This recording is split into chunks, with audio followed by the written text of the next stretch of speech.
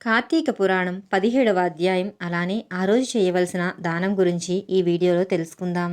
కార్తీక పురాణం 17వ అధ్యాయం కర్తవ్యబోధ తత్వోపదేశము. మునీశ్వరుడు, ఓ ధనలోభి, నీకు కలిగిన ఆశ్చర్యము నాకు అర్థమయ్యింది. ఎటువంటి పుణ్యకర్మ చేయనటువంటి, ఏ విధ ధర్మమును ఆచరించినటువంటి నాకు ఈ చెట్టు జన్మ నుండి విముక్తి ఎట్లా కలిగిందని నీకు సందేహం. జన్మ అనేది చేసిన కర్మఫలము. కర్మఫలం వలనని ఆత్మకు దేహం అనేది కలుగుతున్నది. ఆత్మ ధరించిన దేహం వలన కర్మ నిర్వహణ జరుగుతున్నది. కనుక శరీరమే కర్మకు కారణమవుతున్నది. కానీ అహంకారముతో ఆత్మ ఈ శరీరమే అని వ్యవహరిస్తూ ఉంటాము. ఓ పునీత పుణ్యపురుష, నేను, నాది అనబడే జీవాత్మయే అహంకారం. ఈ అహంకారంతోనే సర్వస్వము అన్న భావన కలుగుతుంది. ఆత్మ పరమాత్మ స్వరూపము. పుట్టుక, మరణము, వృద్ధి పొందడం, క్షీణించడం అనేవి శరీరానికి మాత్రమే ఉంటాయి, ఆత్మకు ఉండవు. కర్మకు కారణమైన శరీరం పంచభూతములతో తయారవుతుంది. రంగు, రుచి, వాసనలకు, ఆహార విహారాలకు, సుఖ దుఃఖాది అనుభవాలకు, ఆవేదనలకు గురి చేయబడుతుంది.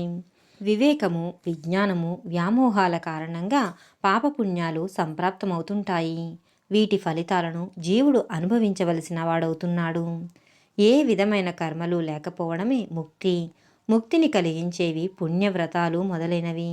అంతఃకరణానికి, దాని పరిధికి సాక్షివై, చైతన్య స్వరూపిడివై పరమాత్ముడినవిని భావించాలి. అలా భావించడానికి శరీరం ఘటంలాగా లోపంతో కూడి ఉంటుంది. కనుక శరీరాలు పరమాత్మ యొక్క నిశ్చలమైన రూపాలు కాలేవు. శరీరం ఆత్మ కాదు. ఆత్మ పంచభూతాత్మకమైన శరీరం కాదు. ఈ శరీరంలోని ఇంద్రియాలు నువ్వు కాదు, నీవి కాదు. ఈ ఇంద్రియాలు వ్యామోహాలకు లోనవుతూ హానిని కలిగిస్తుంటాయి. వాటి కారణంగానే నీకు పరమాత్మ అయ్యే స్వతంత్రం లేదు. బుద్ధిని, దిక్కును ప్రయాణింపజేసే ప్రత్యేగాత్మ అని నిర్ధారణ చేసుకో. యావత్తు సన్నిధానం కారణంగా దేహేంద్రియాలు, జడత్వము, ప్రాణం ఉన్న పుట్టుక లేని ఆత్మ అని అనిపిస్తుందో ఆ పరమాత్మ నువ్వు అని నిశ్చయించుకోవాలి.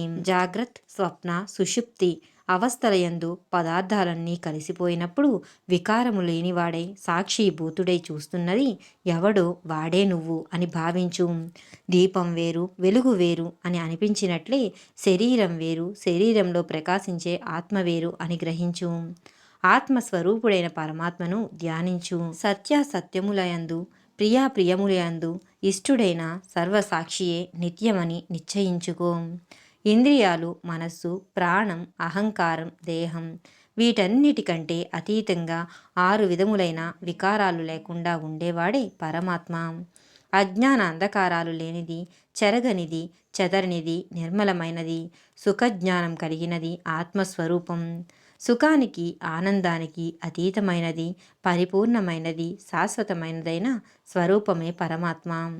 సర్వజ్ఞత, సర్వేశ్వరత్వం, సర్వశక్తిత్వం వేదాలలో ఎవరికి ఉన్నాయని, ఎవరికి సంబంధించినవని చెప్పబడినాయో అటువంటి పరమాత్మను అనుసరించి చేసే ఏ వస్తు జ్ఞానం వలన పరిపూర్ణమైన జ్ఞానం కలుగుతుందని వేదాలు బోధిస్తున్నాయో అదే పరబ్రహ్మమని, కర్మఫలదాయకమని, జీవులన్నిటికీ కారకమని సమస్త వేదరాశి ఉద్ఘోషిస్తున్నది. పరమాత్మకు సంబంధించిన వాక్యార్థాలు అర్థమయ్యే వరకు శమధమాది గుణములతో వినడానికి, అర్థం చేసుకోవడానికి ప్రయత్నించు. ఆత్మజ్ఞానాన్ని సంపాదించడం కోసమే పనులను ఆచరిస్తుండాలి. పొందిన ఉపదేశాలకు తగిన విధంగా యథావిధిగా కర్మలను ఆచరిస్తే ఆ కర్మల వలననే జన్మ తరిస్తుంది. స్వయం సిద్ధమైనవైనా, అప్రయత్నములైనవైనా నీ కర్మఫలాలు అనే బంధాలు తొలగడంతో మోక్షసిద్ధి కలుగుతుంది.